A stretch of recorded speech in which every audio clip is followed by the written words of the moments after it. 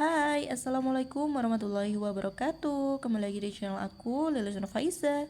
Kali ini aku mau share ke teman-teman cara membedakan read kartun dengan read Jepang. Oke, sebelum ke pembahasannya, jangan lupa dukung channel ini dengan tekan like, subscribe, nyalakan lonceng notifikasi agar kalian selalu mendapat pemberitahuan dari video terbaru aku. Karena pastinya aku bakal share seputar dunia jahit menjahit. Dan terima kasih untuk teman-teman yang udah setia dukung channel ini dengan tekan like dan subscribe-nya. Semoga channel ini dapat terus beredukasi dan terus berkembang. Amin. Oke, ini kita langsung bahas aja ke topik materi yang mau kita pelajarin hari ini ya.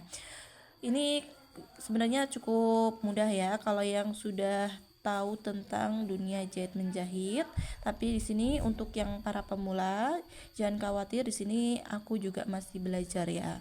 Jadi penting banget kalau kita udah tahu karakter jenis reed yang mau kita beli disesuaikan dengan kebutuhan yang mau kita pasang pada kainnya ya.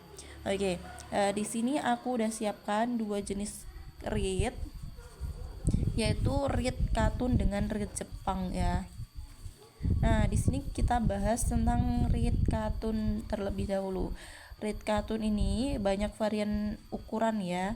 Biasanya dari ukuran 7, 10, 12, 15 maupun 17 cm. Disesuaikan dengan kebutuhan yang mau dipakai. Reed katun biasanya itu digunakan untuk reed celana maupun reed rok ya, teman-teman. Nah, di sini kita bisa lihat untuk bentuknya. Ini yang ukuran 15 cm ya. Ukuran 15 cm, 17 cm ini. 17 cm dari ujung sini sampai sini 17 cm, tapi panjang reednya itu cuma 15 cm-an.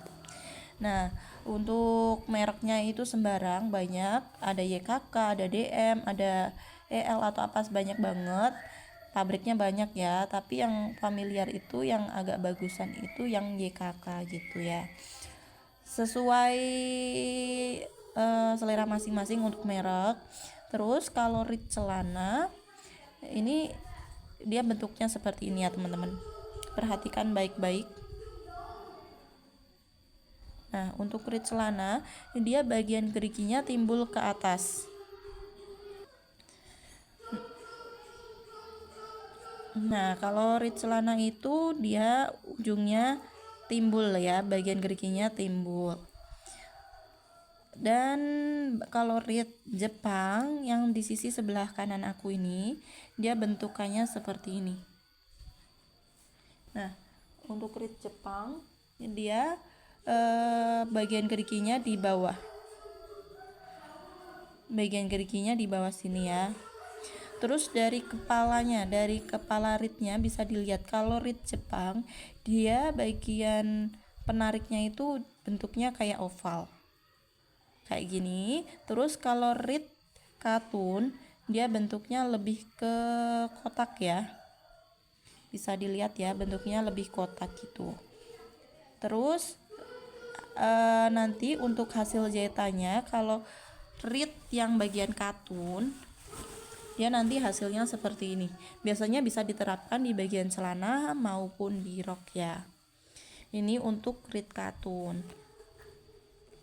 Nah, ini banyak banget mereknya, ukurannya juga bervariasi, disesuaikan dengan kebutuhan reed yang mau kita pakai. Biasanya untuk reed celana atau rok itu formalitasnya tuh sekitar standarnya 15, 17 itu udah cukup bagus ya. Kemudian kalau reed Jepang ini biasanya digunakan pada dress atau baju gaun gitu ya, maupun gamis gitu. Biasanya pakai reed Jepang kalau mau dikasih resulting. Ya, nanti hasil pemasangan reed Jepangnya tuh kayak gini, teman-teman. Nampak ya? Ini contoh hasil reed Jepang. Jadi dia tuh bentuknya seperti ini. Bagian yang halusnya tuh nanti nggak nampak. Jadi cuma nampaknya tuh bagian kepalanya aja nih. Bagian penariknya aja, pelatuknya. Bener-bener rapi nih kalau reed Jepang ya. Reednya tuh seakan-akan nggak terlihat, nggak nampak gitu. Jadi itu untuk hasil dari pemasangan reed Jepang diaplikasikan di pakaian ya. Nah, untuk rit Jepang sendiri ini ada ukuran 25 standarnya dan ukuran 50. Ukuran yang 25. Nah, di sini kalian bisa lihat ya. Ukuran 25 tuh lebih pendek daripada ukuran yang 50 ya, teman-teman. 50 panjang banget. Biasanya yang ukuran 25 cm ini diterapkan di bagian depan dress atau bagian depan gaun ya. Dan sedangkan ukuran yang 50 cm itu biasanya diterapkan di bagian rit bagian belakang, karena belakang itu biar press body slim fit gitu. Biasanya kebanyakan tuh pakai yang rit 50 cm biar memudahkan juga cara pakainya, bisa dari bawah maupun dari atas kalau rit yang 50 cm ya. Sedangkan rit yang ukuran 25 kebanyakan tuh dipakai di sisi depan dress, ada juga yang sisi belakang sesuai selera, tapi biasanya yang rit panjang itu diterapkan di bagian belakang dress. Cukup paham ya di sini. Nah, aku ulang untuk perbedaan antara rit katun dengan rit Jepang. Ini ya, di sini kita bisa lihat dari bentuknya saja sudah beda. Kita mulai dari kepalanya ya. Dari kepala ritnya. Untuk rit Jepang dia bentuknya sedikit oval, lebih runcing, lebih lancip ya. Sedangkan rit katun yang biasanya digunakan untuk celana maupun rok, dia bentuknya lebih kotak. Kemudian bagian ujungnya ada yang rit katun ya, untuk rit celana maupun rok itu ujungnya pembatasnya tuh dari besi dan bagian bawahnya tuh ada besinya kayak gini.